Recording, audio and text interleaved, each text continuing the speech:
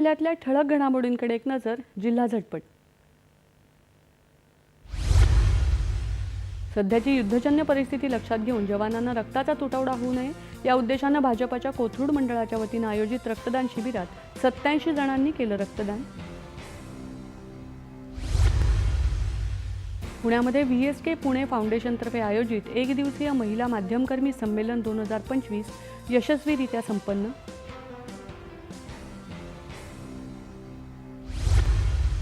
जालना जिल्ह्यातल्या वाळू माफियांकडून कारवाईसाठी गेलेल्या अंबडच्या तहसीलदारांच्या अंगावर ट्रॅक्टर घालण्याचा प्रयत्न. तहसीलदारांच्या पथकानं केला 11,10,000 रुपये किमतीचा मुद्देमाल जप्त.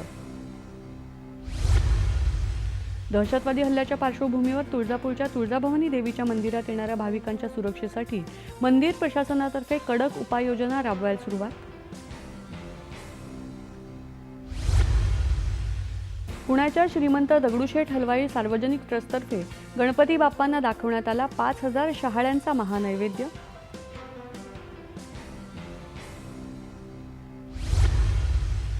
राज्य परिवहन महामंडळाच्या रत्नागिरी इथल्या मुख्य बस स्थानकाच्या नव्या इमारतीचा लोकार्पण सोहळा विविध मंत्र्यांच्या उपस्थितीत उत्साहात साजरा.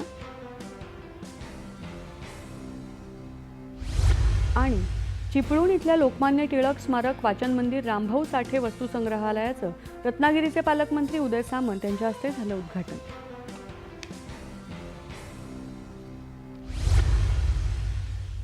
महाराष्ट्र राज्य माध्यमिक